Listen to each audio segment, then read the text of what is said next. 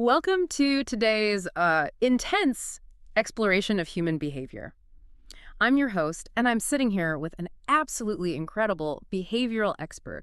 We are going to unpack something that, every single person listening has dealt with. Oh, yeah. Thank you so much for having me. I'm really thrilled to be here. This topic is basically my life's work. Awesome. So let's just jump right in because there is this incredibly universal, almost cinematic moment we all experience at some point. Right, the honeymoon phase. Exactly. You stand at the dawn of the cycle, right? You're armed with a completely fresh vision. You set this bold new intention. You buy the new notebook, you get the new shoes. Yes. Maybe it's a sweeping creative endeavor you're finally going to bring to life, or, an entirely new baseline for your physical health, or perhaps a massive leap in your professional trajectory. Sure. And for a fleeting moment, a beautifully deceptive moment, I should say, momentum is entirely on your side. The wind is at your back. You feel untouchable. It feels easy, right? Because the friction of reality just hasn't engaged yet. Your nervous system hasn't quite realized the magnitude of what you're actually asking it to do. Right. It's pure, unadulterated potential. You're living in the fantasy of the result without the metabolic cost of the action. Oh, I love that. The fantasy without the cost. But then almost inevitably, the invisible brakes engage. You can literally feel it physically. Absolutely, the heavy feeling. Yeah.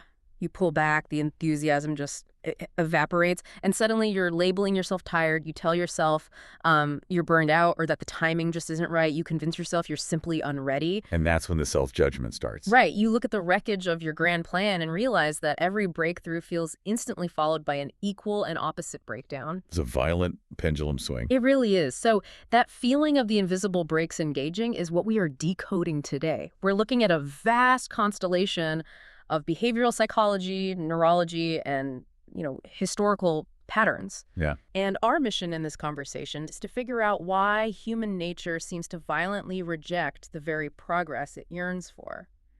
We say we want the summit, but the moment we start climbing, we literally seem to throw ourselves off the mountain. Well, the thing is, we fundamentally misdiagnose the problem when we experience that sudden halt. How so? When that violent rejection of our own progress occurs, the overwhelming majority of us assume it's a failure of our character. Oh, totally. We think we're just lazy. Exactly.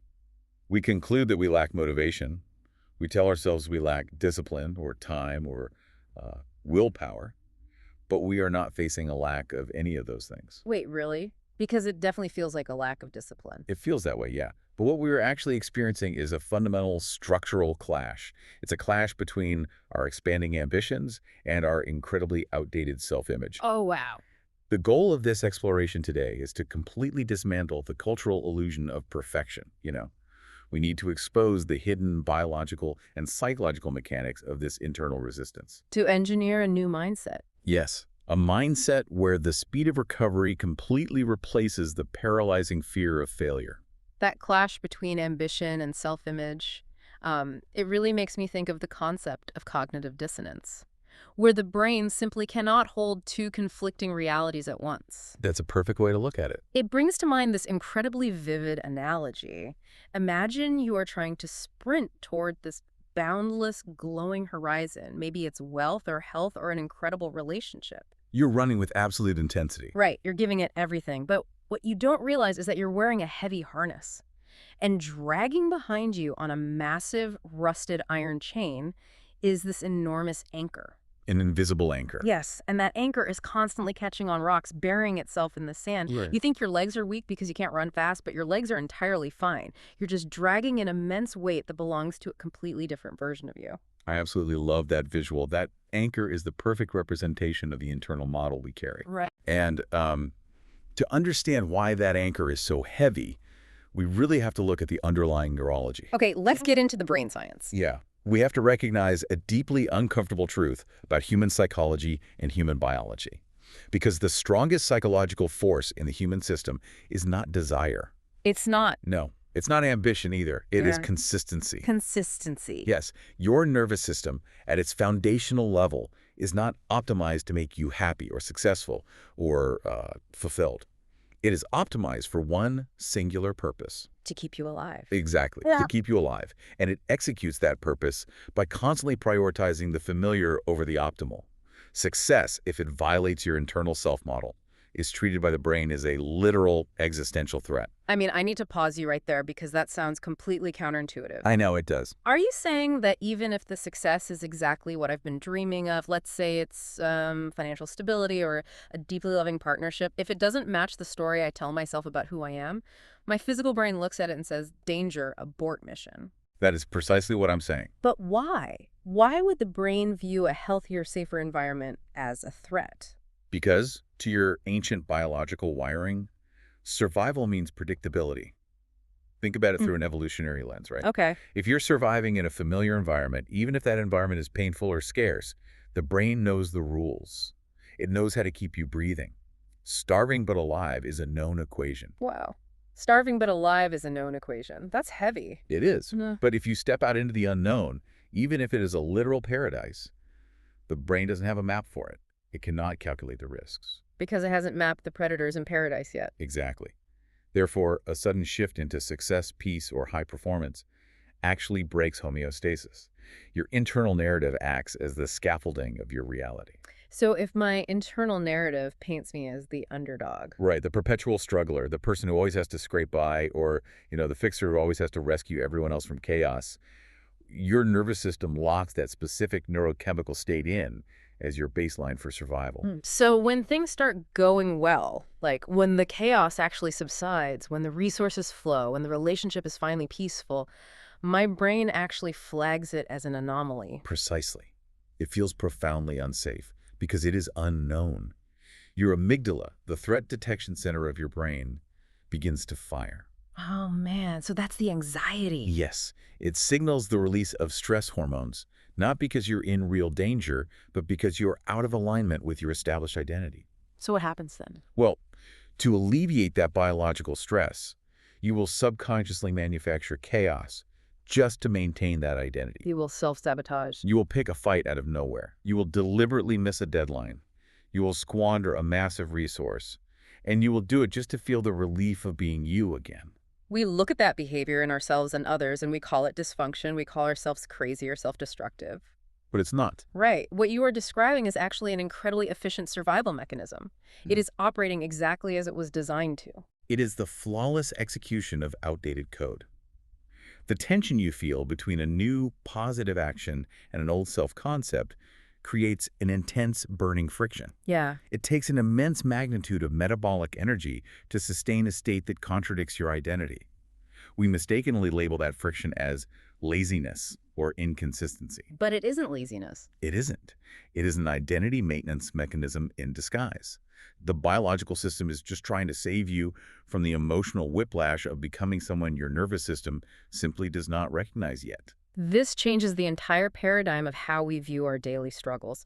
I mean, I'm extrapolating here, but what if the chaos we constantly complain about is actually a carefully curated neurochemical drug that we are deeply addicted to? We absolutely are addicted to it. We complain to our friends about the stress, the drama, the near misses, the constant state of being overwhelmed. But secretly, underneath the complaints, we cling to those painful identities because they offer a predictable structure. It's the devil you know versus the angel you don't. Yes, exactly that. That is an entirely accurate assessment. We become habituated to the cocktail of cortisol and adrenaline that our struggles produce. Even painful identities serve a highly critical structural function. Like what? Well, being the struggler gives you something to constantly prove, right? It gives your life an organizing principle. Being the burnout perfectionist gives you a perpetual excuse to avoid the terrifying risk of true vulnerability. Wow. The story you tell yourself is the literal drug. You might absolutely hate the side effects of the drug, but at least you know exactly how to live inside its predictable boundaries. So when a new path opens up one that demands you to be bigger, bolder, and more congruent, you hesitate. Yes. Not because you doubt the path is better, but because you don't yet trust yourself to exist at that elevated level without the familiar architecture of your pain. It makes me think of an incredibly relatable example, something almost everyone has tried. Think about waking up in the quiet, dark hours of the dawn. Oh, the classic 5 a.m. wake-up call. Right. You set the alarm because you want to be that highly productive person who trains or writes while the world sleeps. So the alarm goes off. The air is cold. The floor is cold. It's awful. If your deep internal identity is someone who fundamentally despises mornings, someone who identifies as a night owl who struggles to wake up, getting out of bed doesn't just feel difficult, it feels profoundly fake. You feels forced, Oh. like you're wearing a costume. Yes, you're wearing a costume, and your nervous system, sensing this incongruence, will inevitably relentlessly drag you back to baseline. You might last a few days on sheer willpower, white-knuckling through the morning, but eventually you are hitting snooze until the sun is high in the sky. And we must examine the mechanics of what happens in the exact moment you hit that snooze button. Oh, the relief. Exactly, the relief. The relief you feel washing over you isn't just the physical comfort of a warm bed. It is the profound psychological relief of returning to alignment with your default self-image. My brain goes, there's the real me. Yes. The biological friction disappears. The alarm bells in your amygdala go quiet. You're back in the familiar loop. This is why attempting to change your habits in the absence of deep identity work is largely a futile exercise. You're trying to change your external output without upgrading the internal machinery that produces it. Bingo. So, if our identity is the foundation of all this resistance, how does this hidden architecture actually manifest across the vast, varied areas of our lives? Because it can't just be about waking up early or missing a single deadline. No, it's everywhere. There must be a larger structural pattern at play here. There is, and it brings us to a crucial realization. You are not stuck because of what you're doing in any isolated moment. You are stuck because of what you are repeating across all moments. Repeating across all moments. Okay. This introduces the principle of self-similarity. Think of it much like fractal geometry in nature. Fractals, like the patterns that look the same no matter how close you look. Exactly.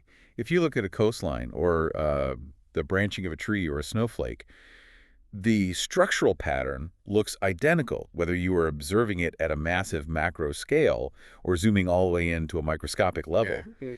The core geometric code holds true regardless of the scale. Well, human behavior operates on the exact same fractal principle. Okay, I want to make sure we are translating this clearly for everyone. When you say our behavior is like a fractal, you mean the tiny, seemingly insignificant things we do on a Tuesday afternoon are an exact structural mirror of the massive, life-altering choices we make over a lifetime. Exactly that. The way you approach brushing your teeth, the way you manage a small financial transaction, the way you handle a minor interpersonal conflict with a partner, and the way you approach a massive career risk are all governed by the exact same internal algorithm. That is wild. The overwhelming majority of people believe they are dealing with a vast array of separate, distinct problems. You think you have a procrastination problem over here, an insecurity problem over there, and a severe burnout problem somewhere else. But they aren't separate. No, they're not separate problems. They are merely different symptoms of a single, repeating internal structure playing out across different arenas of your life. I have to challenge this perspective, honestly, because it sounds incredibly deterministic. It does, yeah. Are we truly that predictable? I mean, we like to believe we have free will, that we assess every single situation dynamically and make conscious, independent choices based on the unique merits of the moment. Are you suggesting our choices are merely preloaded responses? Yeah. Are we just biological machines executing a script? It is a philosophically difficult truth to confront, but we really have to look at the neuroscience of energy conservation. Energy conservation. Yes. The human brain is an incredibly energy-intensive organ. It consumes a disproportionate amount of your body's metabolic resources. Yeah. Because of this, it constantly desperately seeks ways to conserve energy. Right. It doesn't want to burn fuel unnecessarily. Exactly. Conscious, dynamic decision-making, true free will in the moment, requires an immense expenditure of metabolic fuel. It requires the prefrontal cortex to analyze, project, and decide. Which is exhausting. Very. The brain simply cannot sustain that all day. Therefore, it favors the absolute efficiency of a known, pre-calculated loop over the vast, terrifying freedom of a novel choice. So it puts us on autopilot. Yes. When a stimulus enters your environment, your brain doesn't usually run a novel computation. It just accesses the default neural pathway, the fractal code, and executes the corresponding behavior.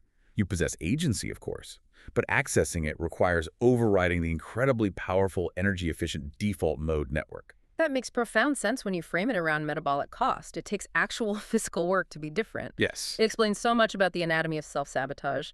Consider a scenario, right? Someone who desperately wants to share their message, to speak on grand stages. They practice in their living room, they study communication, they dream about the lights in the audience.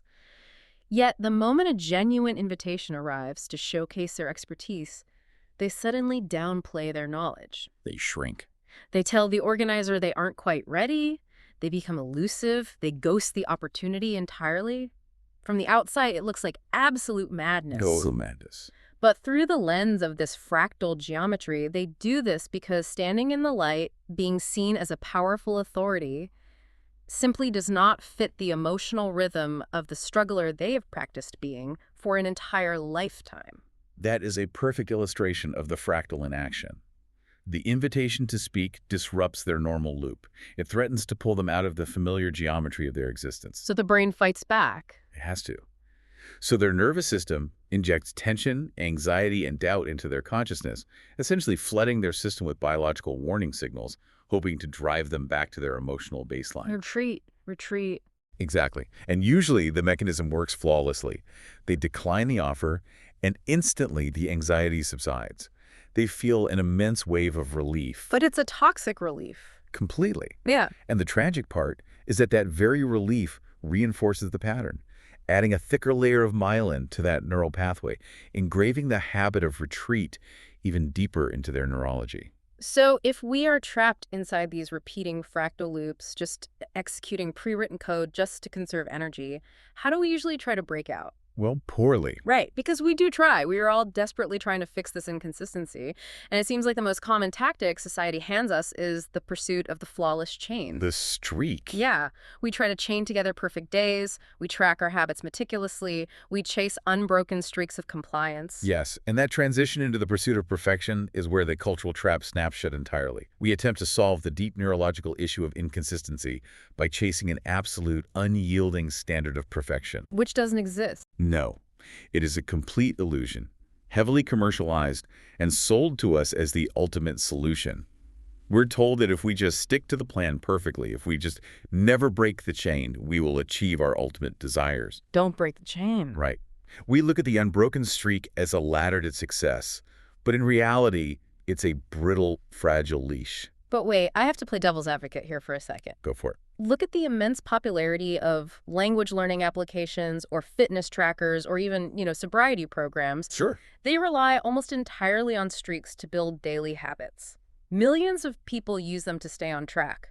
Are you saying those entire models are structurally flawed? I'm saying they're not inherently malicious, but they create a fundamentally fragile architecture.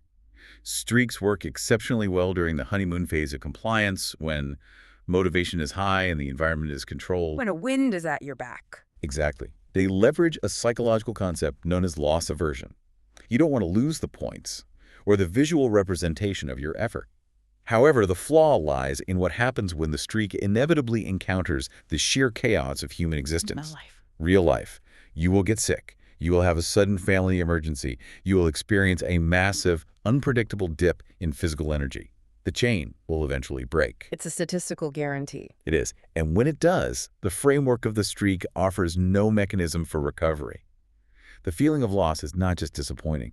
It is completely agonizing. The brittle leash snaps. It triggers an absolute shame spiral. You miss one single day out of a vast stretch of perfect compliance, and suddenly you feel like the entire cumulative effort has been completely zeroed out. You feel erased. Erased, exactly. You don't just feel like you stumbled, like you've been teleported back to the starting line with absolutely nothing to show for all that pristine effort. The visual of the unbroken chain turns from a motivator into a profound source of guilt. That feeling of erasure exposes the dark underlying truth about perfectionism. What's the truth? Perfectionism is rarely born from true, liberated ambition. It is almost always fear dressed up in the respectable clothing of discipline. Fear dressed as discipline. That's powerful. You are so terrified of being seen as inconsistent or of proving your own worst fears about yourself right that you hold on to the streak with a white-knuckle grip. And when it snaps, because you have no emotional infrastructure for failure, you binge. You abandon the effort entirely. Throw in the towel. You tell yourself, well, the streak is broken. I have already ruined the day. I might as well wait until the dawn of a new week or a new month to start over. Yes. The classic, I will start again on Monday delusion. We all do it. It is such a universal human experience. And during that massive gap in time between the break and the eventual restart, we engage in this devastating internal dialogue. The self-talk gets really dark. Really dark. We start to solidify the procrastination or the failure as an identity.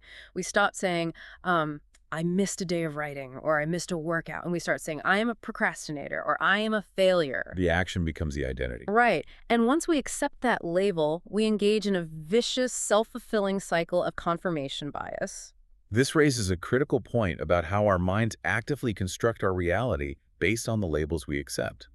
To understand how powerful this is, we can look at cognitive biases in highly analytical fields like medicine or investigative work. Okay, give me an example. Consider a medical professional diagnosing a complex illness.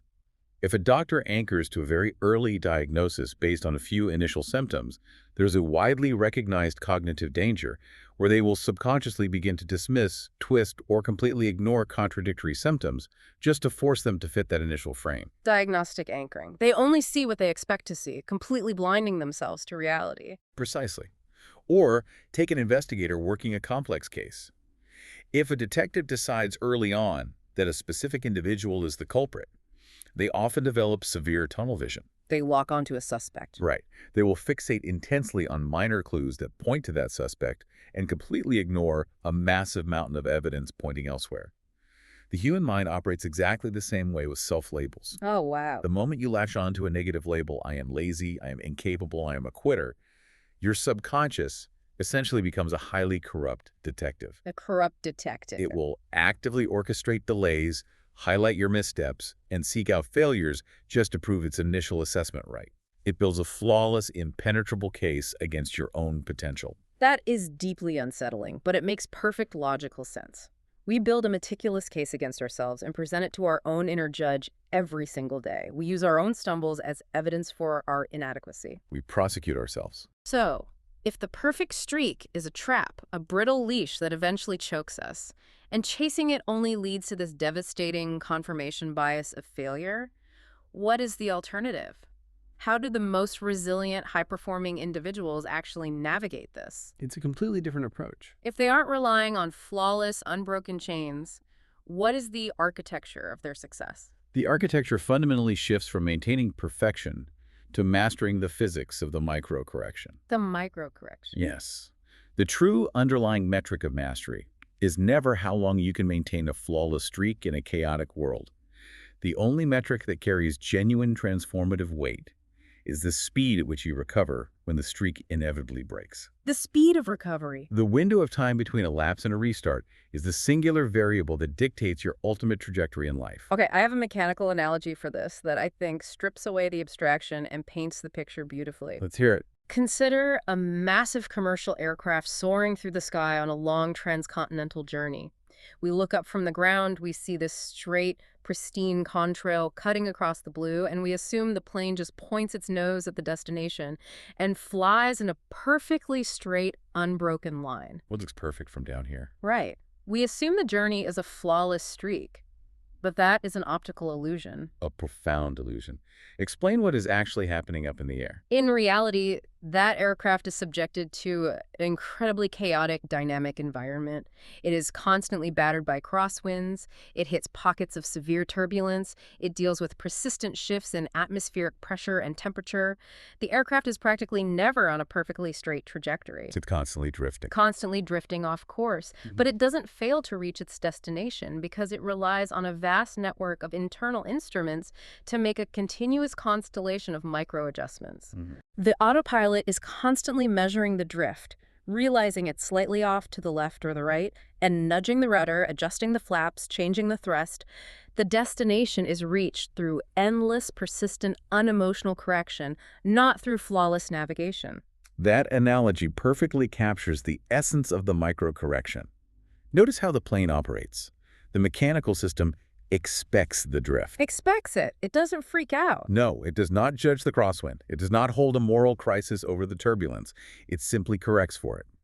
We, on the other hand, attach immense moral weight to our drift. We take it personally. We hit an emotional crosswind, we drift off our intended path for a single afternoon, and instead of making a simple micro-adjustment, we declare the entire flight a catastrophic failure, an attempt to purposefully crash the plane. Exactly. It is the exact equivalent of a pilot noticing they are a few degrees off course and saying, well, the streak of perfect flying is broken. This flight is a disaster. Let's just turn off the engines and see where we land. It's absurd. It is completely absurd when you frame it mechanically. And this mechanical analogy translates so perfectly to the most organic, complex human experience we have, human connection. I think about how culture tells us to view lasting relationships. Oh, this is a great pivot. Yeah. How does the concept of the microcorrection apply to relational dynamics? Well, we are constantly sold this cinematic fantasy that a true, lasting relationship is one that never experiences a drift. The fairy tale. The fairy tale. Yeah. Two people perfectly aligned, constantly staring into each other's eyes, never faltering, never feeling disconnected. But anyone who has actually built something enduring knows that is a complete mirage. Impossible. A lasting relationship is an endless, relentless tide of micro-recommitments. You drift, you get distracted by the pressures of work, you get irritated by a minor habit, you feel a momentary chilling distance between you and your partner. You're in a bad mood, they're tired. Exactly. True love isn't the magical absence of that drift. Love is the profound muscular discipline of returning to center. It is the conscious, repeated choice to recommit through the boredom, the frustration, and the profound exhaustion of daily life. You correct the course. You drift a few inches apart, and you make a micro-correction, a gesture, an apology, a conversation to pull back together. You do this thousands upon thousands of times over a lifetime. That is a beautiful and deeply accurate expansion of the principle. Mm. And if we extrapolate this concept of the microcorrection from relationships to the broader concept of behavioral momentum, we unlock something incredibly powerful. What's that? Momentum is not a permanent solid state. It is inherently fragile and highly fluid. The goal of transformation isn't to run an endless marathon without ever pausing to catch your breath. The ultimate goal is to shrink the duration of every pause to a mere microscopic fragment of time. Shrinks the gap. Exactly. Procrastination, failure, slipping back into old habits, these are simply gaps in action. They only possess power over your life if you allow the gap to widen into a massive chasm. Right. If you shrink the gap, if your pause becomes so incredibly brief that it barely registers on the timeline of your life, the failure entirely ceases to hold any power over your trajectory. You eat a meal that violates your nutritional intention, and instead of spiraling and derailing the entire week in a binge, you simply make the very next choice, an aligned one. The gap was a single, isolated moment, not a season of complete abandon. Precisely. I love that phrase, shrink the gap, because when we are lingering in that gap, all the shame, all the negative self-talk, and the entire weight of the old identity come rushing back in to reclaim their territory. So the faster we close that gap, the less oxygen we give to that outdated version of ourselves. You suffocate the old identity. Yes, but this brings us to what I consider the most difficult, complex part of the whole equation. We understand the concept. We know we need to abandon streaks and shrink the gap. We know we need to make micro-corrections.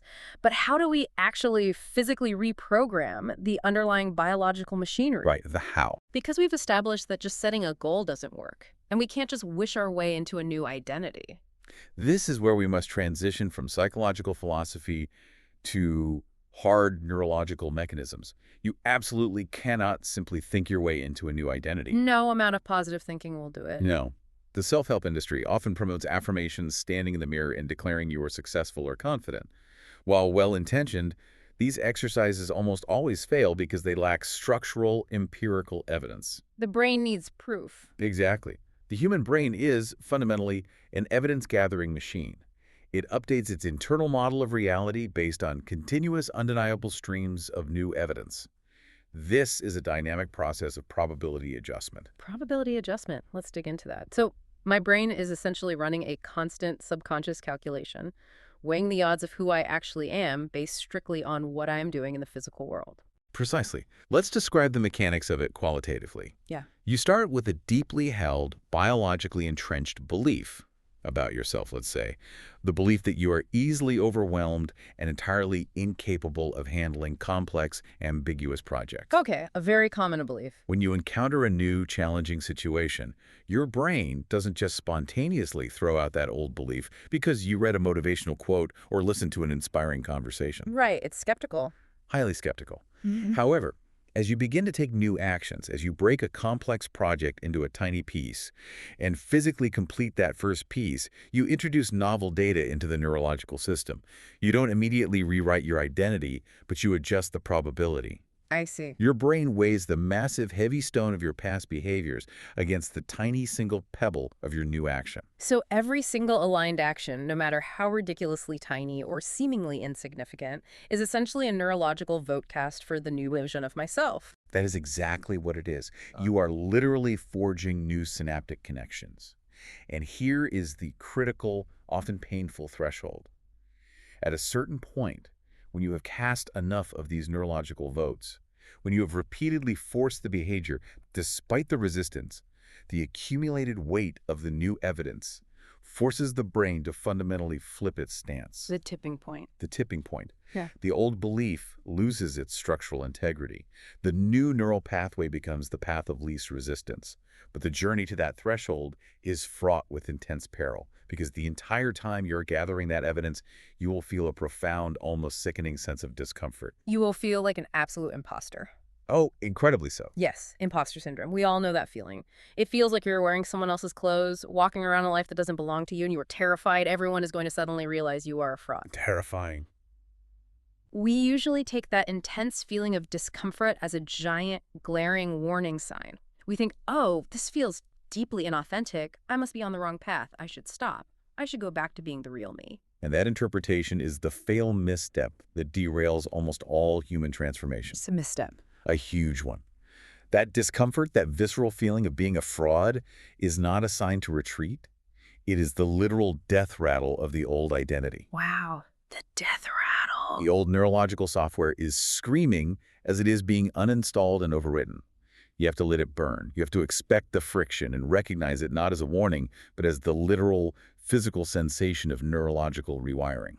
This is such a massive paradigm shift. We so often wait for the feeling of readiness to wash over us before we take action. We sit around thinking, I will start the business when I finally feel like an entrepreneur, or I will speak up in the meeting when I naturally feel confident. But the feeling comes after. Exactly. What you are saying is that readiness is a complete myth. Action must always, without exception, precede belief. Action has to grab belief by the collar and aggressively pull it along for the ride. Yes. And the absolute best way to initiate that is to do the dumbest, smallest possible physical action. A solitary spark of effort. Open the document and write one deliberately terrible sentence. Put on your running shoes and just walk to the end of your driveway and back. You have to break the immense physics of inertia with physical motion, not with cognitive thought.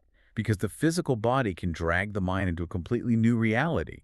If we look across the vast expanse of human history and cultural narratives, we find profound, archetypal examples of this relentless return. History is full of this. It is. We see figures who embodied this exact mechanism, stripped of their specific names and eras to highlight the universal underlying principle at play.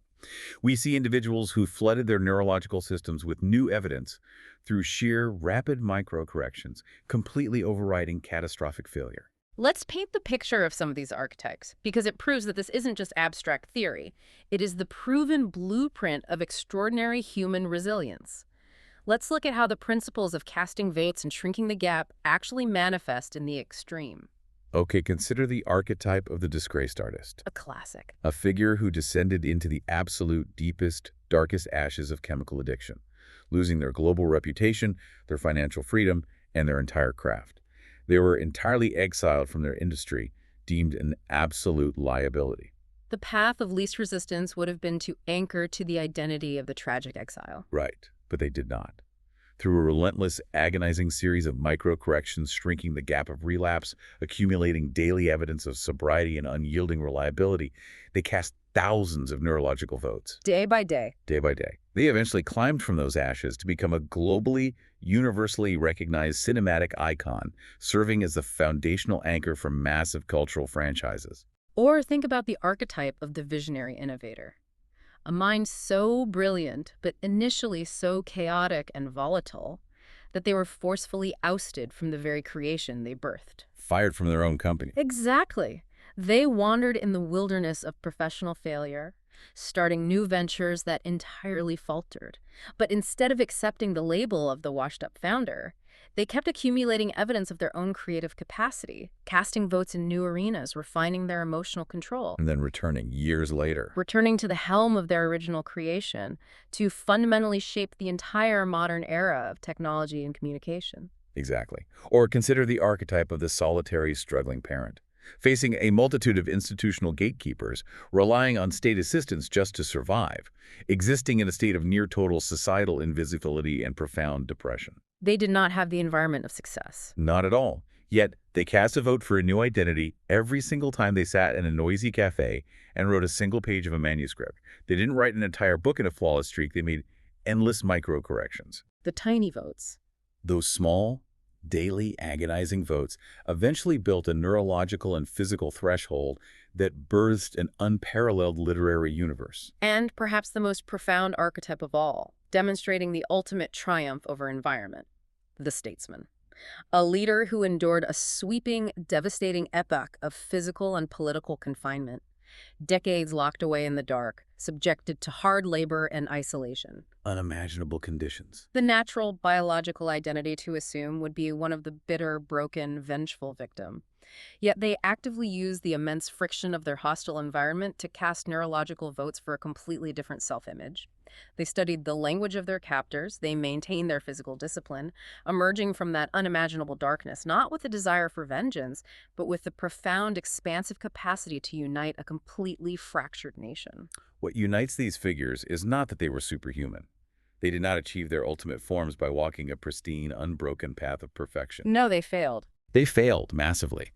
They achieved their transformation by mastering the speed of the return. They fell, repeatedly and catastrophically, but they actively shrank the gap between the fall and the restart until their internal resilience became undeniably evident to themselves and subsequently to the world. This is a breathtaking perspective. So we understand the internal mechanics now. We know we have to completely abandon the brittle leash of the streak, embrace the dynamic physics of the microcorrection, and aggressively flood the biological system with new evidence to physically rewrite the software of our identity. That's the internal work. But here's the final practical hurdle. We don't live in a vacuum. We live in the chaotic physical world, surrounded by endless distractions, obligations, and the gravitational pull of other people. The external world is noisy. So noisy. How do we ensure this fragile internal transformation actually survives contact with external reality? This is where we must transition from internal mechanics to external architecture. We must build what can be called the anti-fragile ecosystem. Anti-fragile ecosystem.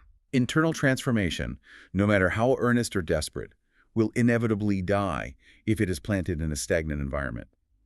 We place far too much blind faith in our own cognitive endurance. Willpower is a highly finite metabolic resource. It severely depletes as the day wears on and decision fatigue sets in. Right, by 8 p.m., willpower is gone. Completely gone.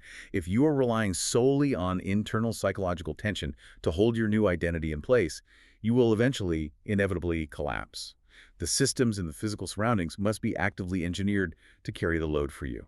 That brings up this fascinating concept of moving beyond mere resilience. Resilience is a great word, but it basically just means you take a hit, you survive the hit, and you bounce back to the exact baseline where you were before. You just endure.